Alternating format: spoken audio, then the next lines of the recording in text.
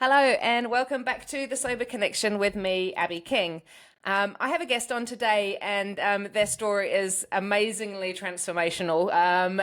He's gone from being in and out of rehab as a teenager. He became sober at the age of 20, and then stayed sober throughout college while becoming a student athlete. Sobriety's completely changed the way that he learned and thought. So he went from struggling academically while he was at school to getting into medical school, and is now training to become a neurosurgeon at Penn State University in Pennsylvania in America. On top of this, he also manages to find time to run ultra marathons, dedicating 50, 60, and 100-mile races to addiction recovery. And he also uses his growing social media presence to support thousands of people on their own sobriety journeys. So my guest today is David Millar. Hi, David. How are you? Hi, Abby. Good. How's it Happy to be going? here.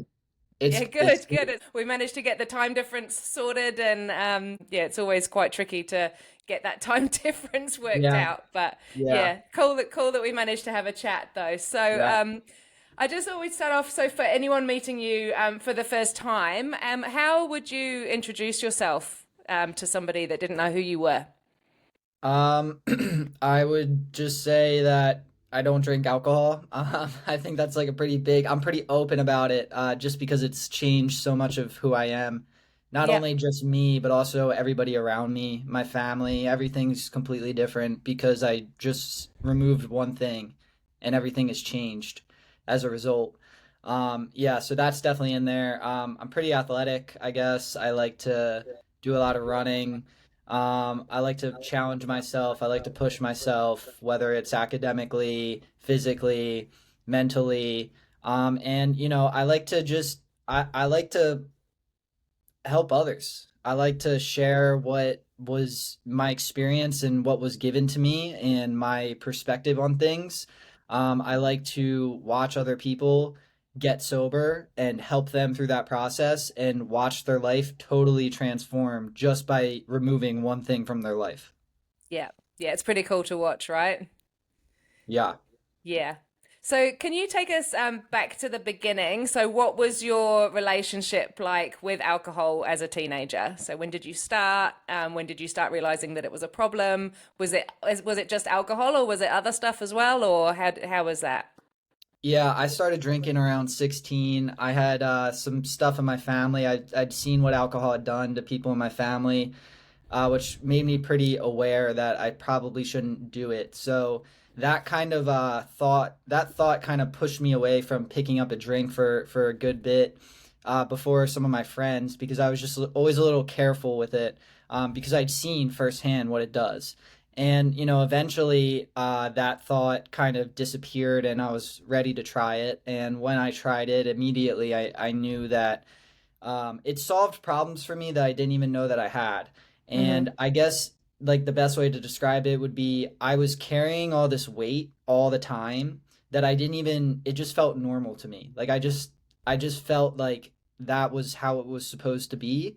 And then I tried alcohol and I got out of myself and I experienced, just the out of body feeling of being drunk and Yeah. escaping reality and escaping truth, and I was immediately just relieved of all that weight. And I knew instantly from that point of contact with alcohol that I was going to do it again. Yeah. Yeah. Yeah. So were you so for me, like I started drinking when I was 14, and I pretty much drank to get drunk from the very first time. So it was kind of the same thing. It gave me the confidence, and I could talk to boys and all that kind of stuff. And so it was just something that I thought in my 14-year-old mind, like, this is great. Yeah. But clearly it wasn't. Yeah, I was also like I feel like when you first start too, like you're under 21, it's technically illegal, right? And like I feel like it's always just for the feeling. I never had an experience and I've never had a legal drink either. Like I got sober before I turned 21. In the States, it's 21 years old, right? Yeah, So right. I've never had a legal drink, so I'm totally unfamiliar with that mindset of like have a couple and then go to bed. That's just I mean, I wouldn't operate that way anyway. But like Mm, when you start drinking at like high school parties and go out to college, it's never just about like, oh, this tastes good or, I'm just gonna have a glass of wine with dinner. Like it's yeah. we're drinking to get drunk. all the Yeah. time, which I liked about it, right? Like, because that's why I drank. I didn't like the taste. I didn't like anything. I didn't like anything about it other than it made me feel good, you Yeah. know? So, yeah, I was never really like introduced to that mindset with it just because like I had been drinking at a young age. So, and when you pick it up for the first time, it's just like you're drinking to get drunk. And yeah, I mean, I would have never lasted if, I had to drink like 2 beers with dinner. It just wouldn't have worked because another thing is like I found cocaine. So, now I have a bodily reaction the second I put alcohol in my body, I crave cocaine. It is Yeah. like a it is like a force. It is like I can be in Alaska and drink a beer, I will find cocaine after I drink the beer because it does something for me that I can't even explain in words. It makes me feel so good. It makes me feel like Superman. And, because of that, I have this reaction now to alcohol. I pick up alcohol, I drink alcohol, I need to find cocaine, I'm gonna find cocaine, and I will do anything to find it is the other thing, right? As most addicts will. Like Mm. I will go to hell and back to get that fix. I will run over relationships. I will run over, I'll steal money. I'll run over myself to get it, right? I have no problem doing that. And that's the problem for me of being an Mm. alcoholic, of being an addict. Yeah. Yeah, that's yeah. I mean, there are studies that show that mix of alcohol, when you mix it with cocaine, it creates this other chemical in your body that is it cocoethylene, I think, or something, and Yeah. it's yeah. I mean, that's just a completely different um reaction than if it was just alcohol or just cocaine, right? So it's yeah, a bit of a dangerous mix, but really amazing that you had the self-awareness at the age of 18 to start putting your so you went into rehab at 18. Yeah, I started going around 18. I kind of spiraled out of control real quick. Yeah. I guess it was just like a personality thing. I don't really know. I've always been kind of obsessive with things, even before alcohol. If I liked something, I did it to the max. So it was really no different with drugs and alcohol. I found them, I started doing them, I liked them, I do it to the max. Yeah. Um, and that's, as you can imagine, spun out of control very quickly.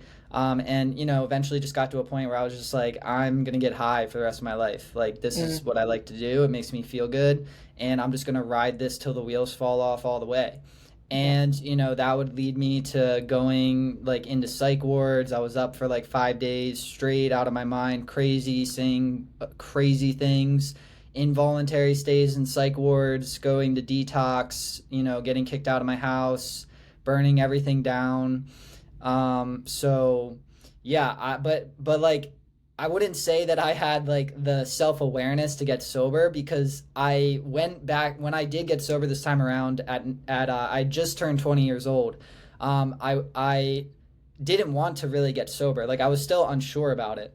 But I by the grace of God got surrounded by people who were excited about sobriety and they were Mm. young and Yeah. and like they were people that I could I could be friends with them in a way. And I had never been around people that were excited about this. I was always around doomers, people that were just negative. And when I was surrounded by people that were positive about this thing, it changed everything because I started thinking about it in a positive way as well. And I Hmm. started thinking about what my life would look like as a 20-year-old, right? I'm 20 years old. What my life would look like at 30 if I just stayed clean. 30, 10 years. If I gave sobriety 10 years, like what would my life look like? Everything about my life at that time was about drinking. So it was very hard for me, but I knew kind of deep down that, if it was the right thing to do to stay sober. And I knew it was going to be hard, but I knew it was the right thing to do. And I knew that, by going to AA and 12-step programs and seeing these people that had 10 years, 20 years, 25 years and seeing the looks on their faces and seeing the way that they interacted with people at the meeting and seeing the way that they shared the wisdom they had, the knowledge about themselves that they had by being sober for that long. I knew that like sobriety would iterate, and I knew that like in order to live a good life, it might be in my best interest to try to stay sober, and Yeah. give this a real shot. So Yeah, wow. So yeah, so kind of almost like a lucky break that you had that experience, because a lot of Yeah. people, certainly at 20, when I was 20, I definitely wasn't surrounding myself with people that had those kind of like positive thoughts about sobriety at all. Yeah. So, yeah, yeah. Well, it was in Um, rehab too. It was like I yeah. just met them. I went to this rehab and there was like just this group of guys that were just they were stoked. Like they wanted to get a sponsor. They wanted to go to meetings. They were like talking about the meeting after the meeting. Yeah. And there was no other, like, to be honest, there was no other group of young guys at this treatment center that were being negative that I could even go and hang out with. Like it was either Hmm. I hang out with these guys or I hang out by myself. So I was forced by necessity to hang out with these guys. And then Yeah. like before you know it, like I'm fired up about staying sober too. So that just Yeah. goes to show you it's like people say negativity is contagious. Positivity is just as contagious. So that's why it's important for me to stay excited about this. It's really not hard for me to stay excited about it anymore because it does so much. I think about it every day. It's done everything for me, Mm. and that's the point behind the Instagram and the point behind like putting stuff out there, because I really want to keep that fire in me and spread the excitement about this because it really is an exciting thing. Yeah. Yeah, yeah, you're right. That's cool. Was there so obviously when you were sort of in the depths between 16 and 18, it was all a little bit messy. Well, 16 to 20, it was all a bit messy. How was your relationship with your parents and your family? Have you got brothers and sisters? How was that for you? Was Yeah. that, I mean, was that another factor that was, I need to sort things out for, my relationships with my family as well, or Um, a little bit. I mean, to be honest, like I didn't care. I was Mm, really like in the grips of my addiction. I didn't even care about myself. Like I was okay with dying. right. Yeah. When it was really bad. I was trying to take my life. And yeah, I mean, I had multiple times where my mom was crying in front of me, my sister's crying in front of me, grabbing my arm as I'm like walking out the door, like, please please go back to rehab. I'll drive you, go back." Yeah. And it was just like I can't go back. Like Yeah. I need to do this. This is what I need to do. And it's just a terrible reality. I don't really think a lot of people understand what addiction like truly does to a person. People see it from the outside. People see it from the outside lens, and they can kind of like make assumptions about what's really going on in an addict's head when he's really in the thick of it. But I don't think I really only think that the an addict themselves can understand what that's like. And that's why like 12-step programs and things like that are so important because you're surrounded by people who get it.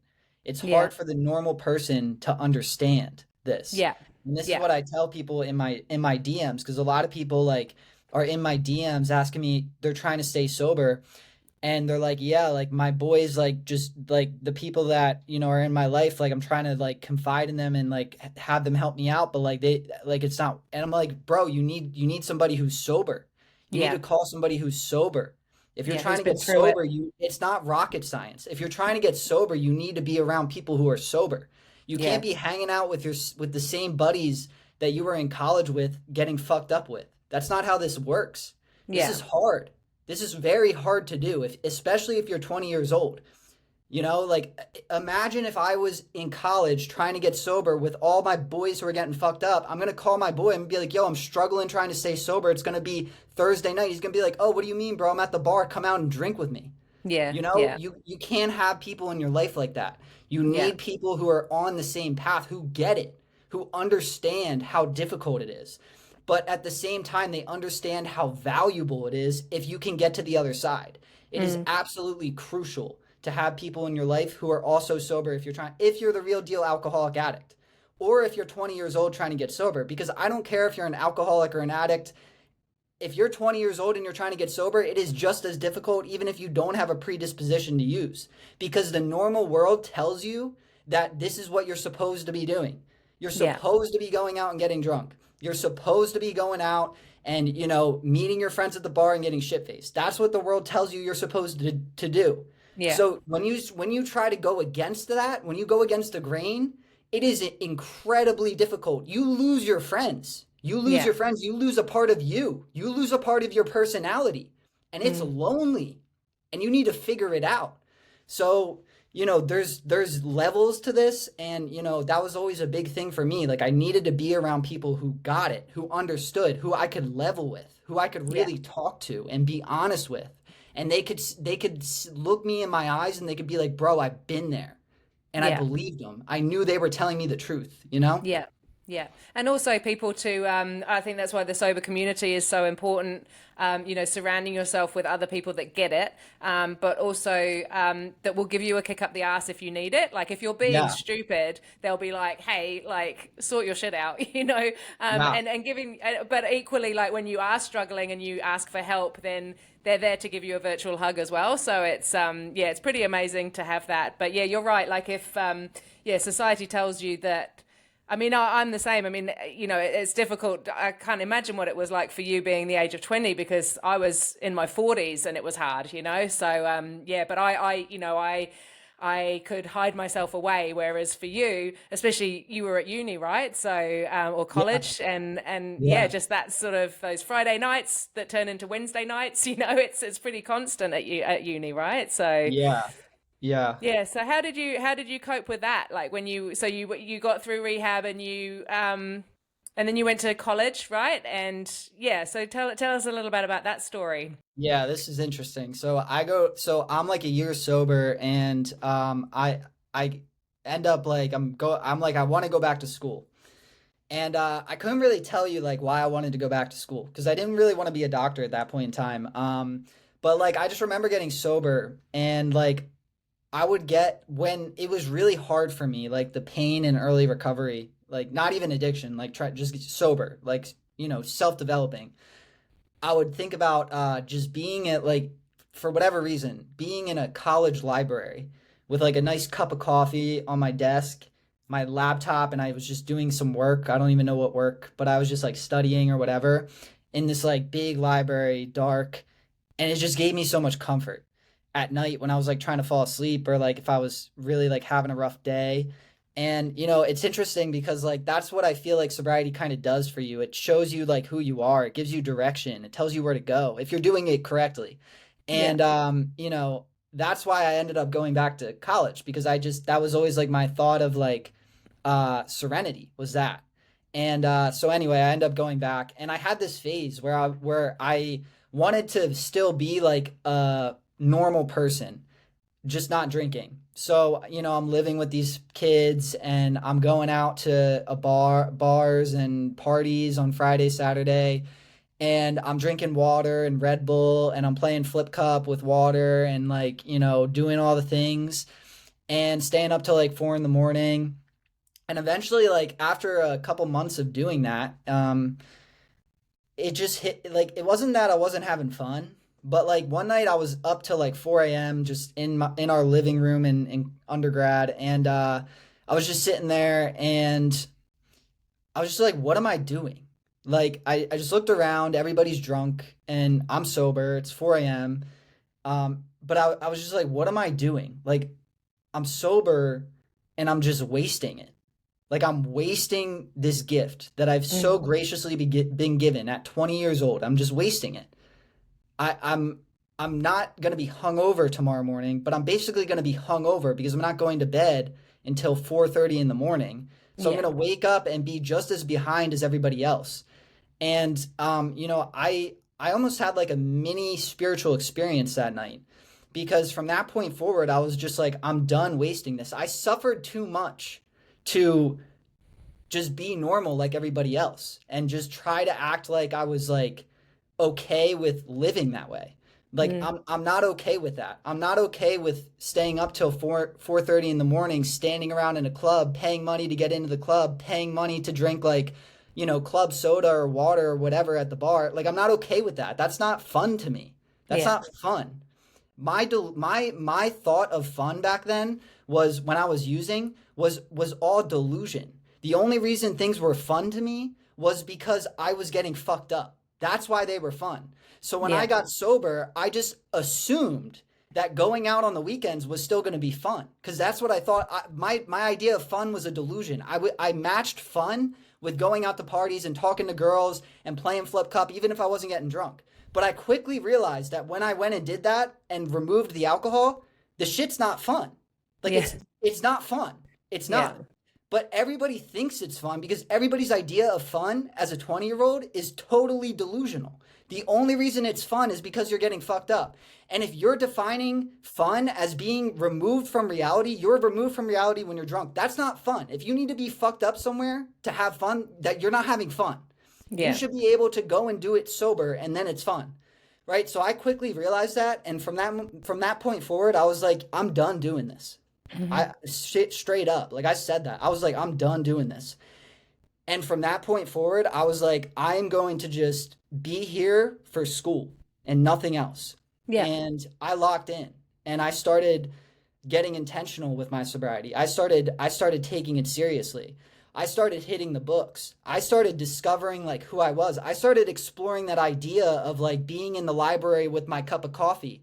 That thought that gave me peace. Like I started doing that more because that was my direction. That was my pull. And then before I know it, I'm like, I think I could get into medical school.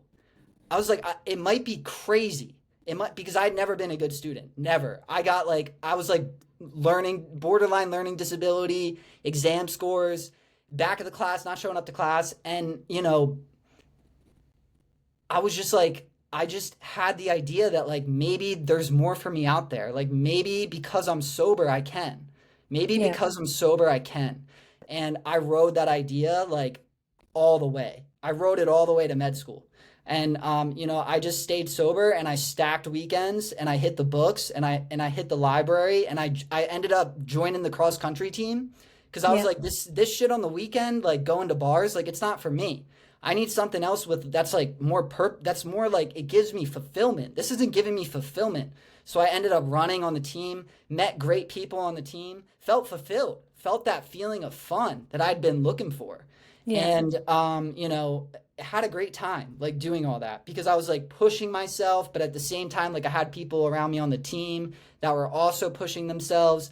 The people on the cross country team they're not drinking a lot, they're runners, they'd go out occasionally, but they were down to go in the library with me on the weekends, like which was great, like Yeah. and we had a great time. Like we fucked around and like we were going to the library so much like we would get kicked out of the building when they were closing on like Friday nights. It would be like 11 p.m. and we'd be trying to like hide from the security officer like scanning the library before, but like that's what it took for me. That's what Yeah. it took. Like people see me in med school now and they're like, "Oh, like you've just always been smart." I'm like, "No, bro. I got sober and it sucked." And then I sat in the library on the weekends that everybody else was in uni getting fucked up. I was in the library and then I ended up in med school. This is not like I'm not just naturally intelligent. Like Mm. I just got sober, I found direction and I just wrote it. I just Yeah. wrote it. Yeah, that's cool. That's cool. So you started off doing nursing though, right? And then you changed your mind. Yeah. I Yeah. started off doing nursing and changed my mind that night that I told you about, and it was Yeah. kind of an accumulation of things. Like it was I'd started going in the hospital more, got to see like actually what the medical field looked like, and I Hmm. was enjoyed like some of my science classes, so I Yeah. knew I could kind of I knew I could kind of get more science classes if I went pre-med. Yeah, right. Okay. Yeah. Okay. And then the decision to do neurosurgery Yeah. as yeah, so is that born from just wanting to so I've got this fascination with the brain and how it works and addiction and things like that. I mean, is it the same kind of thing for you? Like you've been through it and then so just trying to work out for yourself why, but then also being able to help people. Is there a specific area in neurosurgery that you want to work in, or I don't know anything about it, but Yeah, it's kind of like a mix of things. Like it's definitely like my fascination with the brain, and being in addiction and, seeing how like my brain was able to like kind of change on things. It's also just like neurosurgery, it's just like very, it's just very intense. And I think I'm like driven toward things like that. I think I'm kind of yeah, like an adrenaline junkie in a way. So I like that aspect about it too. I like that it's challenging. I also just like I like the population of patients. It's people that are really sick And it's just a privilege to be able to help people that are like really that ill. Mm. And it's an honor to be the person that knows what to do in those situations, knows how to help people. Which is really what I wanted by going into med school, from nursing to med school. Like I wanted to be able to provide like a higher level of care Yeah. to patients. So and I also just think that like my background in like ultra marathons and sobriety, like I think it would serve me rather well in a field of neurosurgery where you're operating for like some surgeries are like 20 hours, very long work weeks, and just I don't know, like crazy training periods. I think that it would serve me well to I've just always been pulled to it since I've started med school, and I'm still Yeah. kind of figuring it out. I'm not like decided on that. That's what I'm aiming for right now. Yeah. But it could potentially change in the next few years, because obviously, like addiction medicine is something that I also could see myself doing as Yeah. well. A couple other things, but yeah. Yeah. So, at what stage are you at the moment? Like, what year are you in of med school? I am in my second year, still in the classroom. Next, or starting in a couple months from now, I'll do my rotations as a third year. So I'll rotate through all the different specialties. Yeah. And then after that year, I'll apply into residency. So that's when I'll have to decide. Which area you want to Yeah, focus on? Yeah. yeah, Yeah. Oh, it's exciting. I guess as well, yeah, yeah, like you were saying, 20-hour surgeries. I guess when you've got that endurance built in from your ultra marathons, I guess that's sort of, that's the tie-in there of yeah, being able to kind of keep going and keep your body going and keep your brain functioning and yeah. focused on something. Yeah. Yeah, yeah. Yeah. And So, and recovery too. yeah. Because like even after all this stuff, like recovery is still the hardest thing I've ever had to do. Like everything else feels easier after that. Yeah.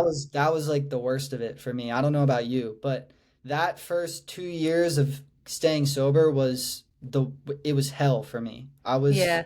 I couldn't do anything. I couldn't talk to anybody.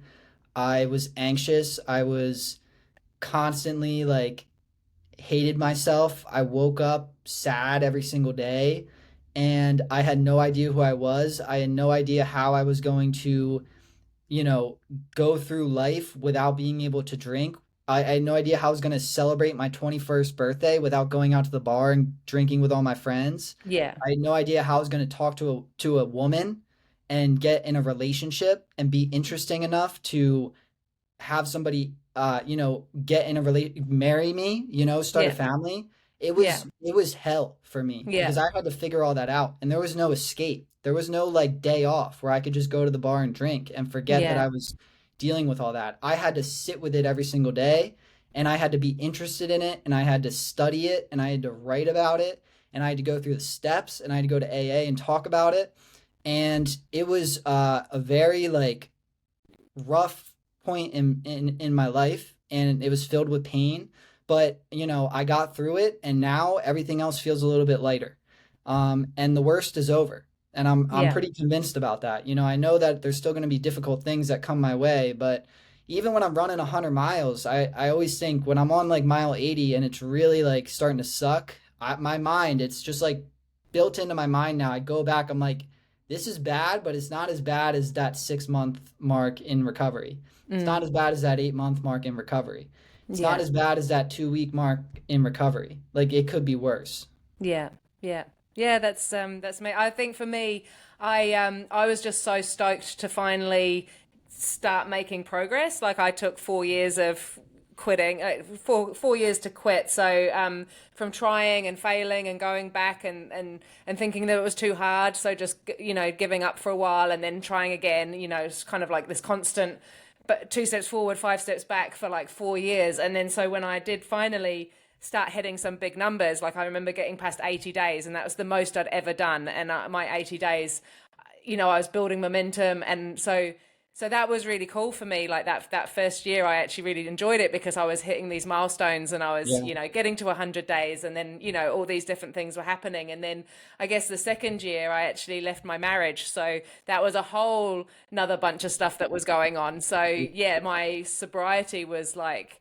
became my focus because there was so much other stuff going on in my life. Like I moved towns 2 hours drive away, and I was trying to make sure that my kids were okay, and trying to sort of still be amicable with my ex-husband and things like that. Just there was a lot of that going on. So my sobriety was almost kind of like my anchor that kind of kept me on the straight and narrow, and I could have almost gone the other way, but luckily I didn't. So yeah, I'm coming up 4 years in March. So yeah, it's only really sort of, I think, in the last year that I've really sort of got into that flow of, yeah, I'm sober and I don't drink anymore, but that's because so much other stuff was going on in those first 2 years. So Yeah, yeah, but yeah, yeah, but yeah. it's cool. Yeah. So you started off doing cross country. And so then how did you get into, I mean, you just said, I just had to stop myself from laughing then because you were like, oh, I run 100 miles. And when it starts to get hard at the 80-mile mark, and, Yeah. that's quite laughable to me. Yeah, yeah. 'Cause It gets hard but, before that. but Yeah. yeah, how did you come into doing ultra marathons? How did that all happen? Yeah, I think I just like I have this like weird relationship with pain now, after going through recovery. I don't know if like a lot of if people have this or not, but like kind of like I shared about like it just being really tough for me. I started to like when I was waking up like that first year in recovery and I was just getting like going through the ringer. I didn't really understand why I had to go through that pain. I didn't really Mm, understand that it was like doing anything for me that was yeah, productive. I just thought it was happening to me. I didn't realize it was happening for me. yeah, So eventually, after I just kept trudging through it for a while, my life did get better. And I started, realizing things about myself and getting freedom, and the turmoil was getting, removed. And, after doing some work on that, I realized that the pain was actually molding me those first couple years. As much as it sucked, it was forging me into the person I am now. I needed to go through it. yeah, Absolutely, 100% needed to go through it. If somebody was able to take that pain away, or I went to see some doctor that prescribed me something that took that pain away so that I didn't have to sit in it, would it have been good in the moment? Yes. But in the grand scheme of life, in the long term, in the delayed gratification world, it would have screwed me over. Because the mm, whole reason I am where I am right now is because I went through that. My yeah, tolerance to do uncomfortable things is through the roof because I had to suffer through that. I suffered and I just kept going. Like I didn't quit, right? yeah, So now it's just my life is full of that now because eventually I got through it and there was no more pain around because I was like eventually I was just good with myself. Like I'm good, like I can go out to a bar now where everybody else is drinking and I could drink water and be totally fucking normal. I'm yeah, good. Like I don't need it, you know? yeah, So when that started getting removed from my life, I started getting worried because I was like, I need to continue to grow. I can't just stay stagnant. And then at this point, I was in the university and, I was on the team and I had the running right there. And I was like, I need to just double down on the running because at the end of the day, the running is just pain and I need yeah. more pain. So I eventually graduated from my undergraduate university and basically like instantaneously got into ultra marathons. Because I kind of had this idea in my head that I needed to continue to, in some capacity, suffer to really Right. continue to push myself forward. That's just like the way that I think about it. I don't know if a lot of people share that idea. I mean, I know people relate to it because I post about it all the time and like people like it and like comment. But that's just the way that I think about it. Like, I need to continue to put myself in the fire because there's a certain degree of truth that you experience when you're in those moments of extreme discomfort. And you can't lie to yourself. I can't lie to myself at mile 80. Everything that's coming out of my head is truth. It is peak authenticity. It is me at its rawest form. And Mm, when you're in that state of mind, you learn so much about who you are. And I want to continue learning about myself. That's my favorite part about life now. That's my favorite part about sobriety is understanding who I am. I had no idea who I was. I didn't know I was the kind of person that could go into medical school. I didn't know I was the kind of person that could run 100 miles. Are you kidding me? Like if you looked at me that first 6 months, I was like a ball of anxiety. I was like 150 pounds, skinny as shit. Like you would have never, nobody could have called this from nobody. Everybody, like even in my family, like people are shocked.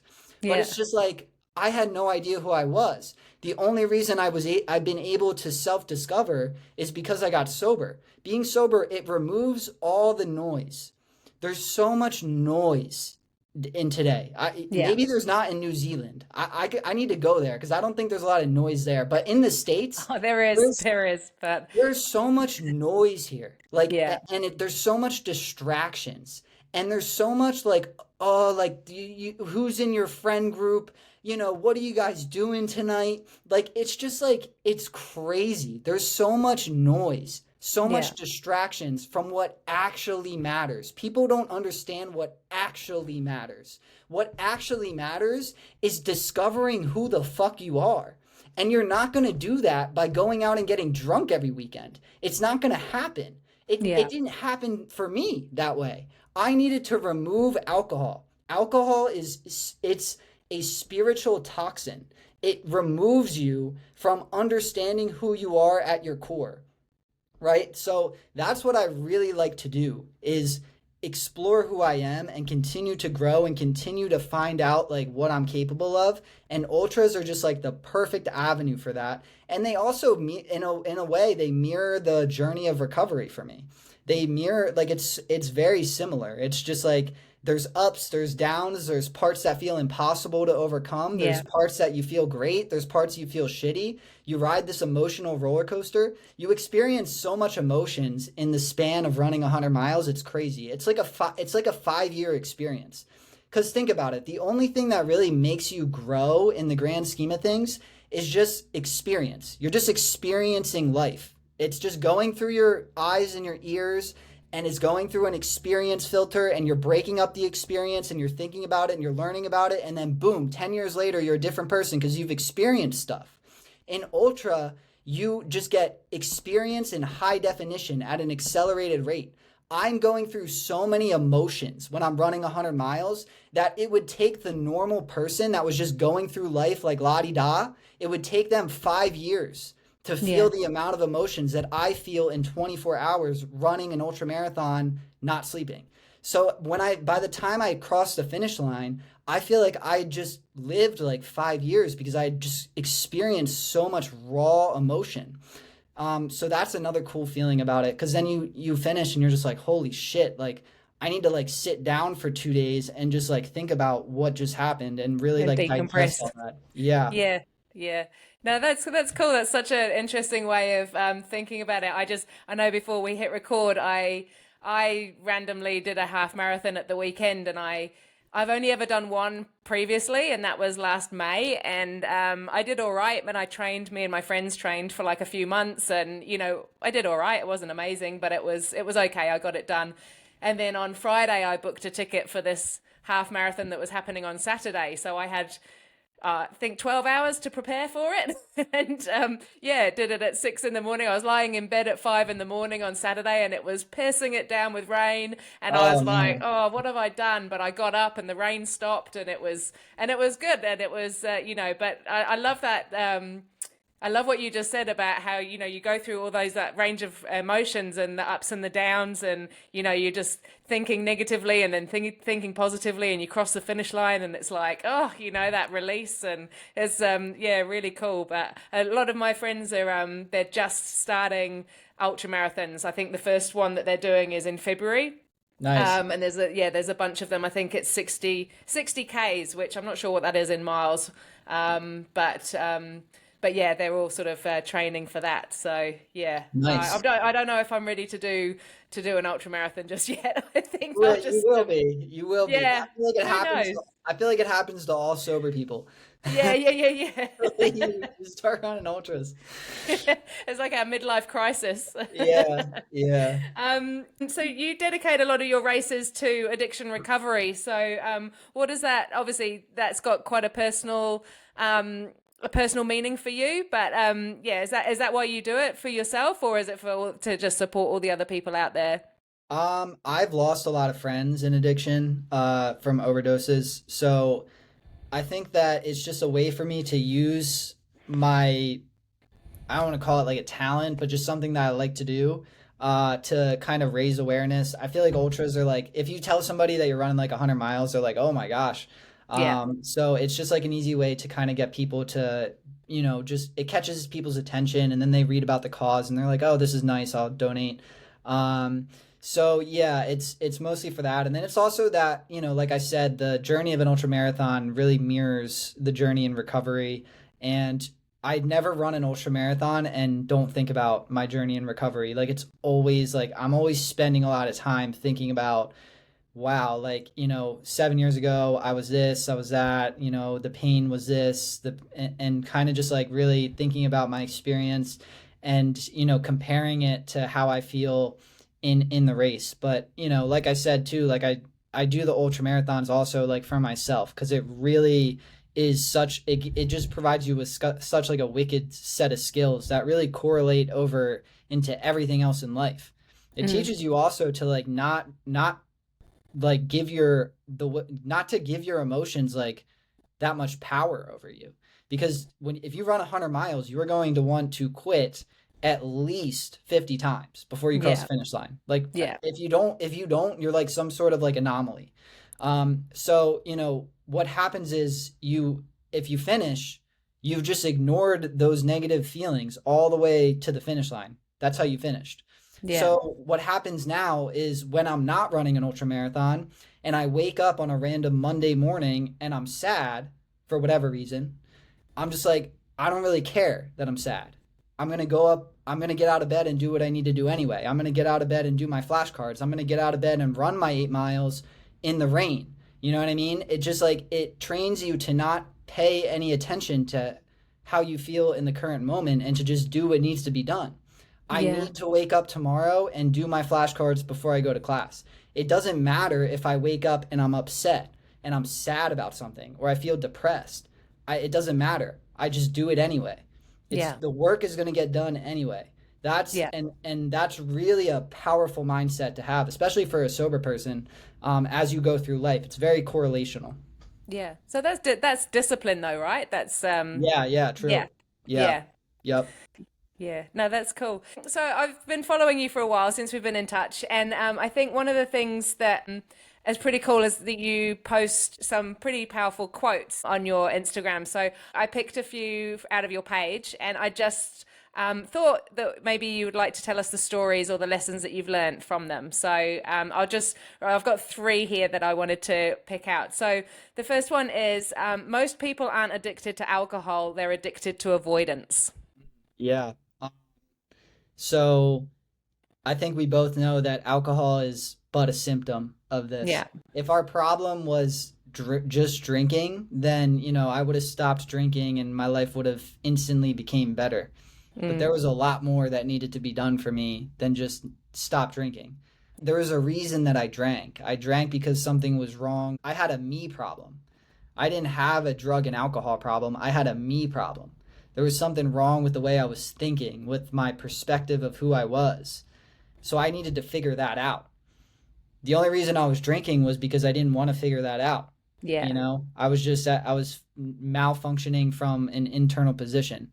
So that's a big misconception on the internet right now. People, they drink a lot and they feel like they need to drink a lot and they're like addicted or whatever, and they think that it's just an alcohol problem.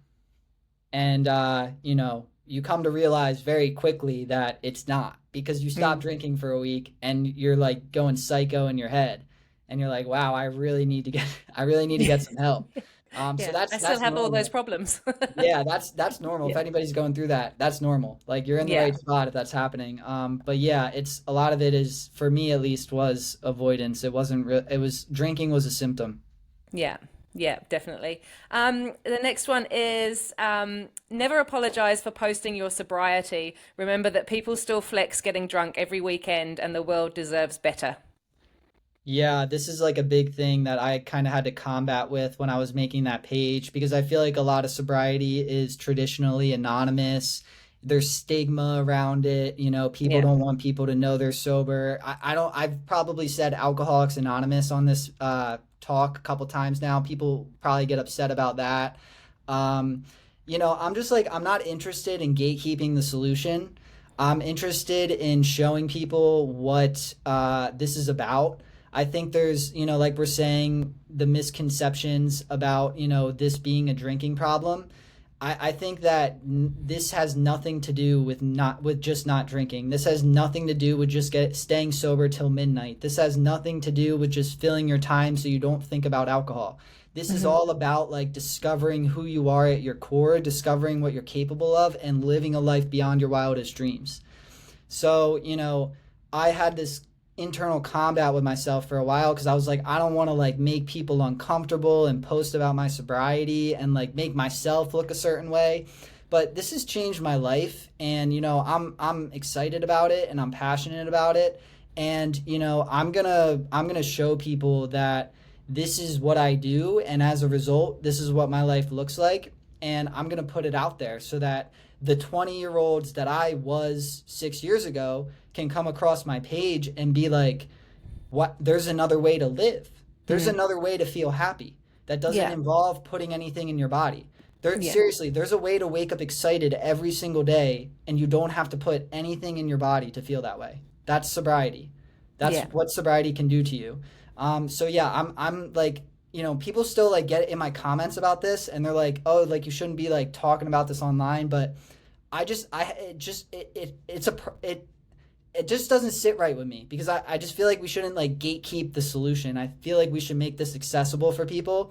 We should, allow people, especially young people who are on Instagram all day, to Hmm. see like what this other side of life is like. I don't think that it's a terrible thing. I always like to say I recover out loud so other people don't die in silence.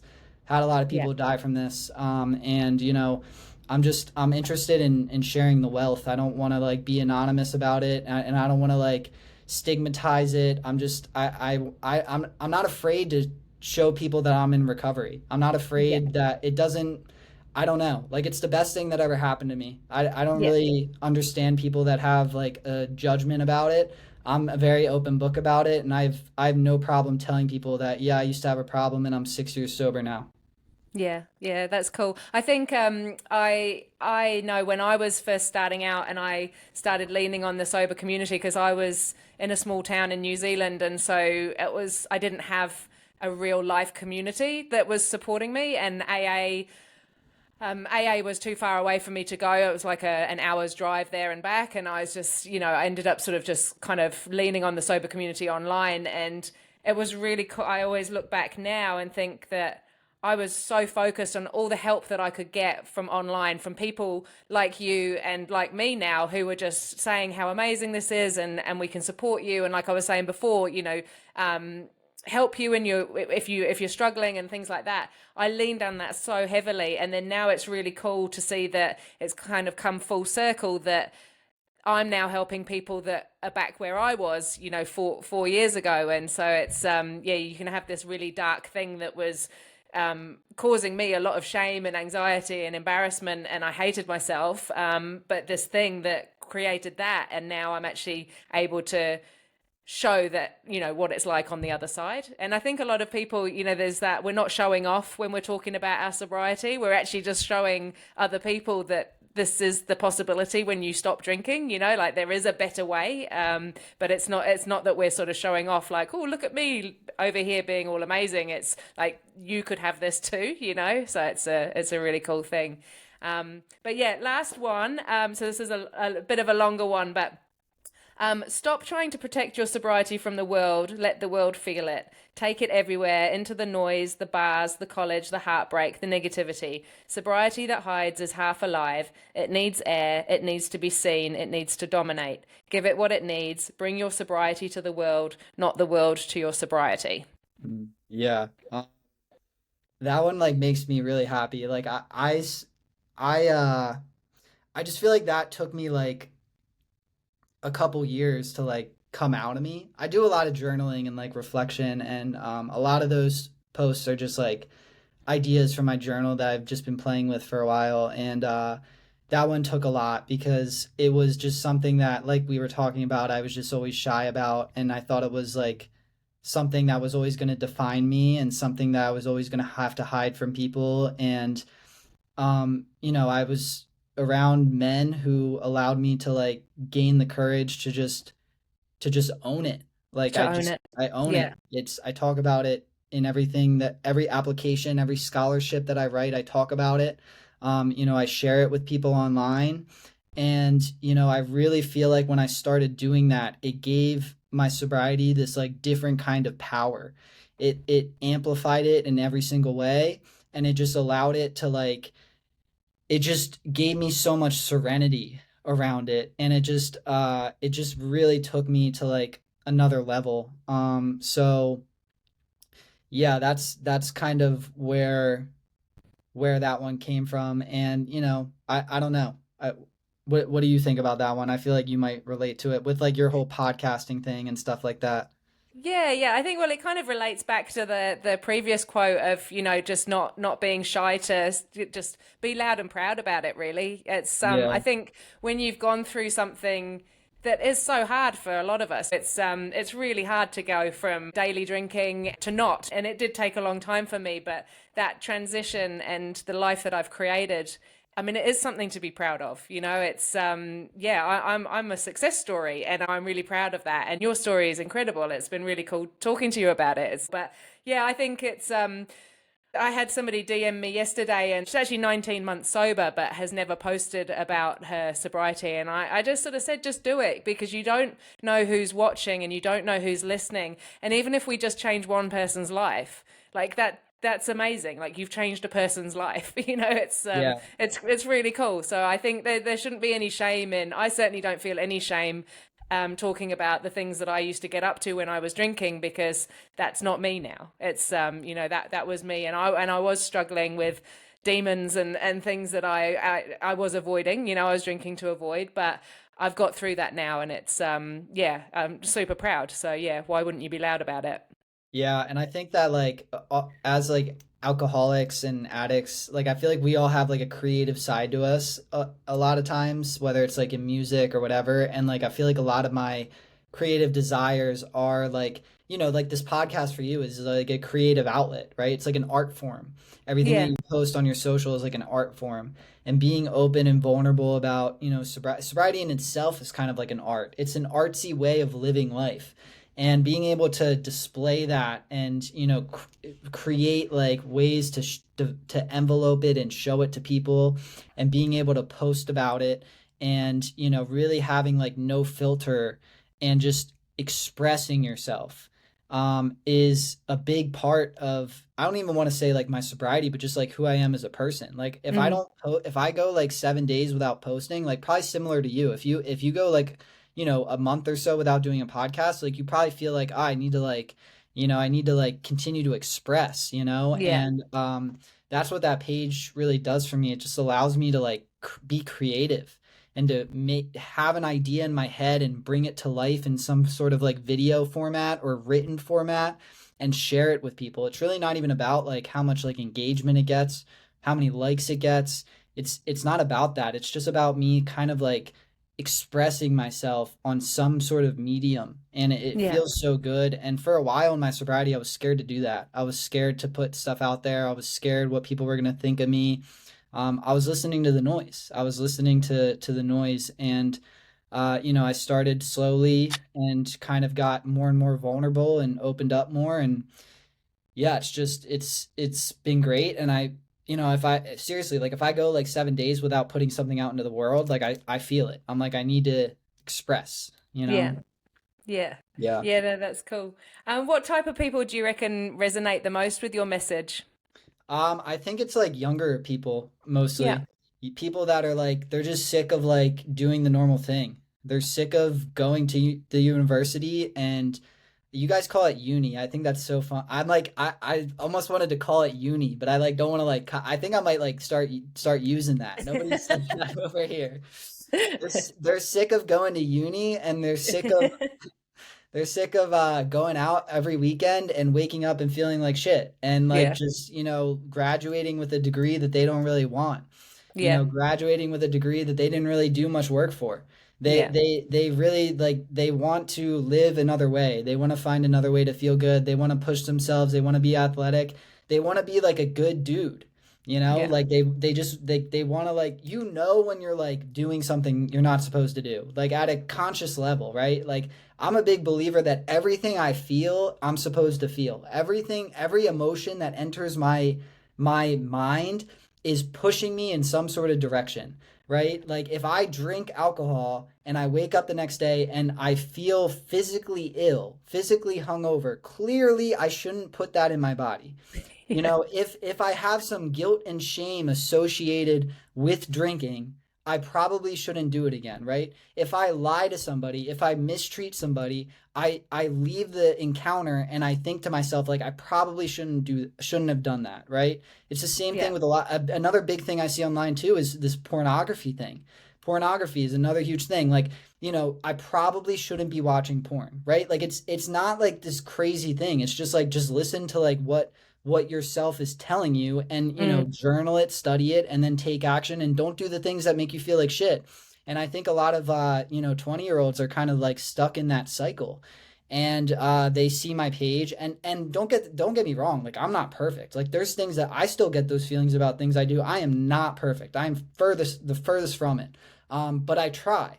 I try Mm. every day. And there's things I have in my life that are pillars, that are habits that I make sure I do, and they allow me to continue to grow. But yeah, I think that the audience that I reach are mostly like people that are just like they're just sick of doing this normal thing. It's just not fulfilling to them, and they want something more. They want to go deeper.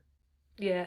Yeah, no, I think you're right. I think, I mean, there's lots of reports coming out that younger people aren't really drinking as much. Or do you see that where, over in the States or?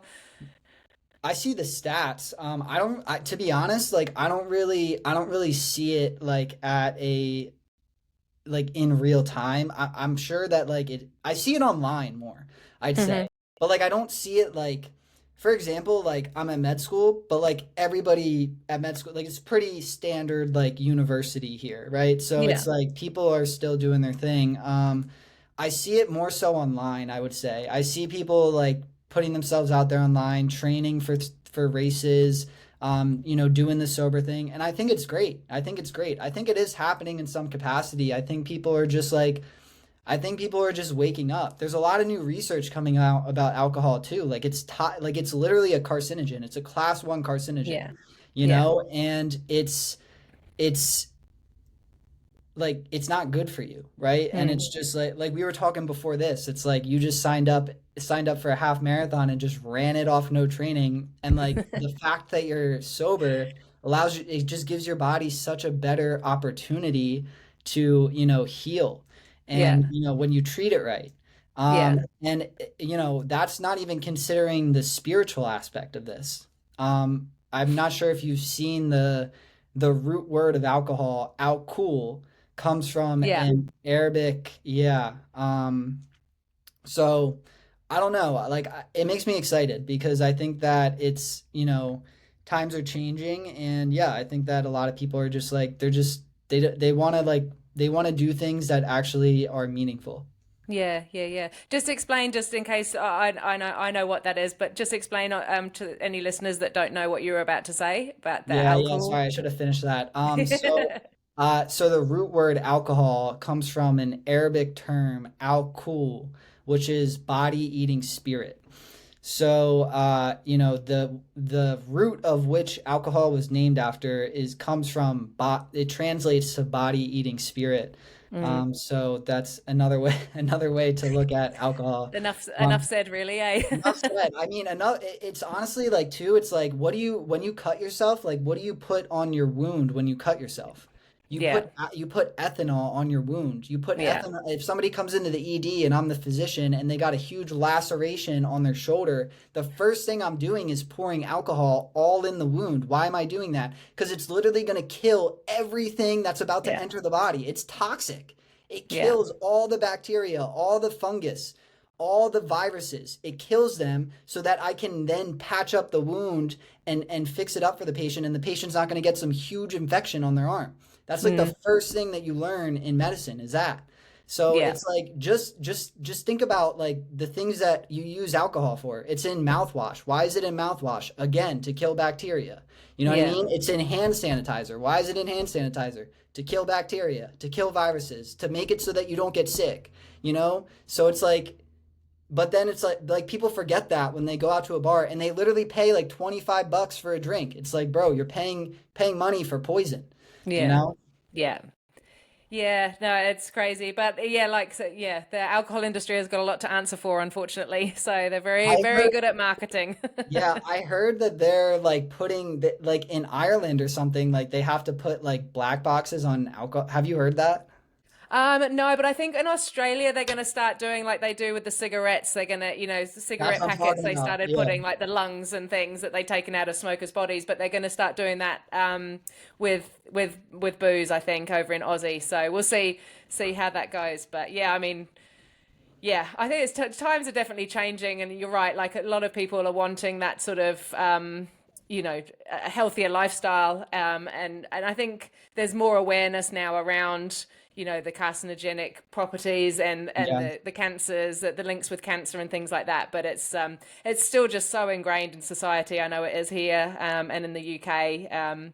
Yeah, but yeah, it's a work in progress, right? What We do just you keep doing what we're doing, and yeah, hopefully people will listen. what So. I just have two questions for you if that's Yeah. okay. What do you I want to ask like what would you predict the next 20 years look like with the alcohol rates? Like do you think they continue to go down? Do you think they're regulated more? Do you think it's Um, impossible to say? Do you think it stays the same? I I would like to think that it will. I think just like looking at trends, I think yeah, like we said before, there's definitely sort of younger generation isn't drinking as much, so they say.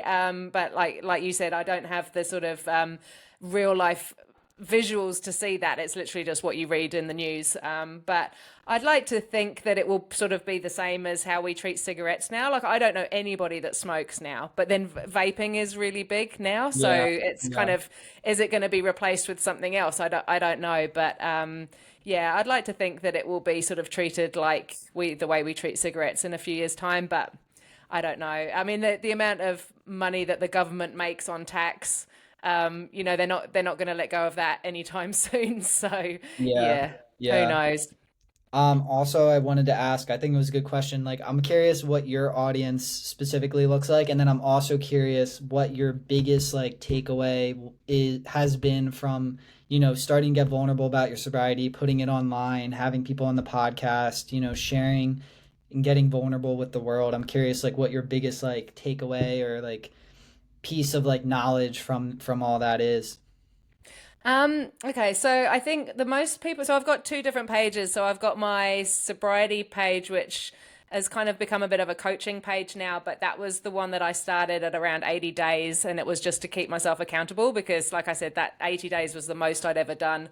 And so once I hit that, I was like, right, I really need to make sure that I don't ever drink again, sort of thing. So that's kind of, yeah, just I guess the majority are women. I think I probably relate best to women. I do talk a lot about how when my kids were little, I was drinking to kind of cope with parenting and things like that. And so I think a lot of people relate to that sort of side of things.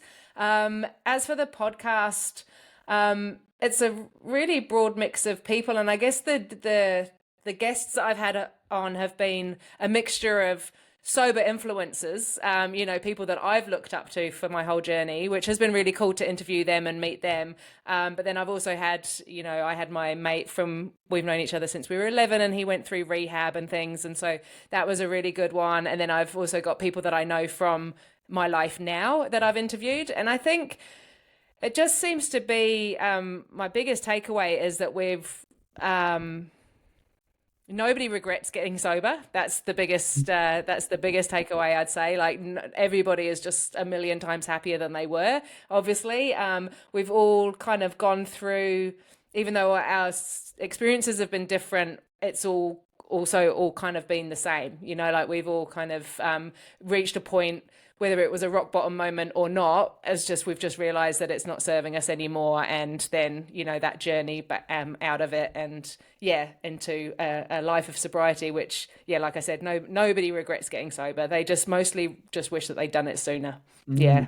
yeah, I second that. That's the one thing I hear a lot too, is I just no regret, just the only thing is I wish I could have done it sooner. Yeah. Even I think that way too. Yeah. Yeah, I think for me, I definitely I carry a lot of guilt from when my kids were little, because I Yeah. did drink a lot, and my like the main catalyst for me quitting was I'd already sort of been trying for 6 months, but not really trying that hard. And then my daughter, who was 9 at the time, she said, "I don't like the sound of your voice when you drink."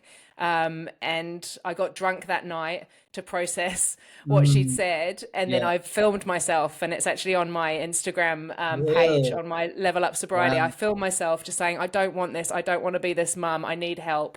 And Wow. and I so it's pinned to the top of my Instagram page, my Level Up Sobriety Instagram page. But yeah, that was a kind of catalyst for me. But it still took another 3.5 years, because I just didn't know what I was doing initially, and it wasn't until I started actually educating myself and listening to podcasts and learning about the scientific facts that you can't question it because it's fact.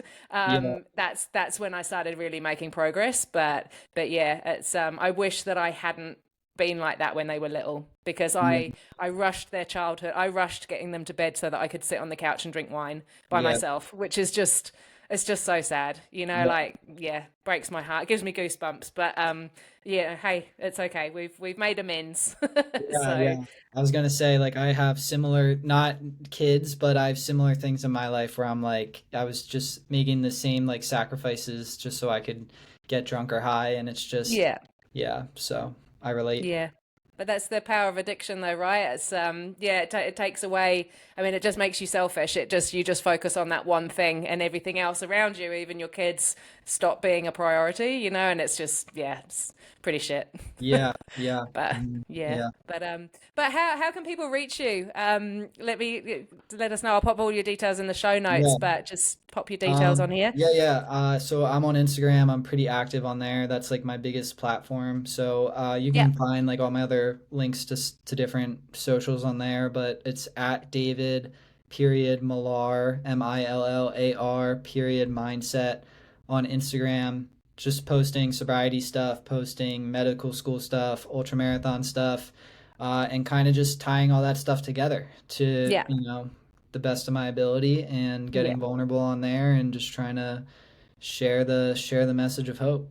Yeah, no, that's cool. That's cool. It's been really, really cool to talk to you. I've really enjoyed it. You as well. I will put all your details on the show notes. And yeah, I hope everybody's enjoyed my conversation with David. And yeah, we'll see you again sometime soon. So thank you, David.